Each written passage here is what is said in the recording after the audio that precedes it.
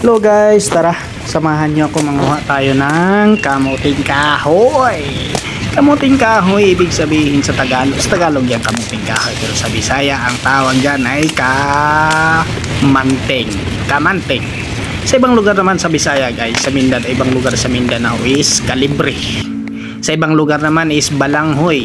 So maraming tawag sa nilalang na yan pagkain na yan guys. So ayan guys, kuha natin, binunot na natin, oh, lalaki niyan guys, oh, sus, oh, dagko kayo guys. Ayan, ang bilis kumilos ni Pulisart. Dito na naman tayo sa pangalawang puno guys. So dalawang puno lang yung kinuha natin guys na umaapaw, sumusulak, sumukuha yung hingapaw, basta nangaslay sa baldi guys ay. Duhara na kapuno guys, pero makita ninyo niya, nangaslay na siya sa baldi. So ayan na guys, kinuha na natin, binunod na natin yung pangalawang puno guys. So ayan guys, oh, pakita niya ang kuli guys. So dagko kayo guys, kay pila na magud po na siya katuig, murag luha tulo na katuig na siya. Guys, na siya kadagko. Guys.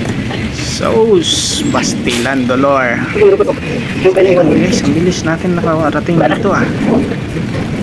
Oh. Ano kaya eh? Ano kaya magkamot? Eh nga nung pamananakuan. Pamananakat. Okay.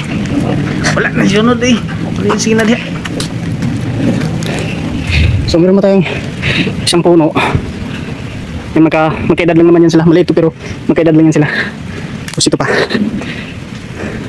Pagka nag-request pa yung mga girls, tapos meron pala isa doon. Yun lang, tatlo kasi yung doon. Isang taon pa lang yung mga yun eh, nasa taas. Maliliit pa laman. So ito na guys. Yan o. So ito na guys, so dalawang puno lang yan pero umaapaw sa timba guys. Yan na guys. Ito tayo. Okay. Ligo na ta. Ligo tayo, biyahe pa tayo labang.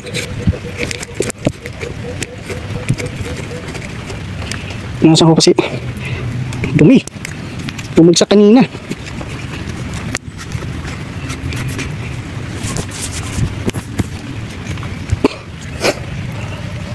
Na tayo para maghugas na. Nandiyan muna.